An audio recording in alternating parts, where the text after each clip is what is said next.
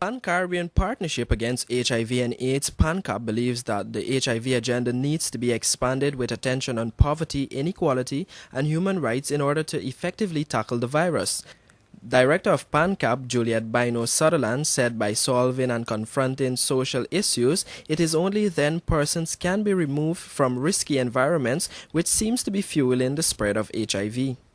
The vulnerability to HIV is a vulnerability that comes from being poor and therefore having multiple partners. The vulnerability from being marginalized. So we're beginning to recognize that the HIV agenda needs to be expanded to include other groupings within the society, so there's a sense of broader ownership and that we look at the underlying causes of risk and vulnerability that causes people to engage in behaviors that are not positive, to have multiple partners or to have partners unwillingly, and therefore the epidemic is fueled because people are in an environment that they have very little control over.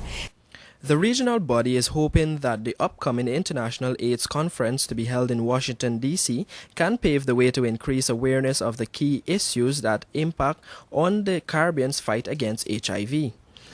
Strategy and Resourcing Officer for Treatment, Care and Support of PANCAP, Dr. Ingrid Cox-Pierre, said much work is needed in the area of stigma and discrimination. She believes while Caribbean countries have made strides in this area, it still remains a challenge despite available treatment.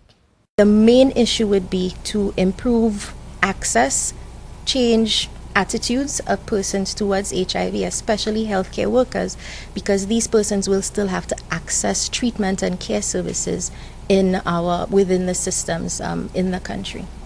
PANCAP has reported that the region is making improvements in the elimination of mother-to-child transmission and the treatment programs as international funding continues to dwindle.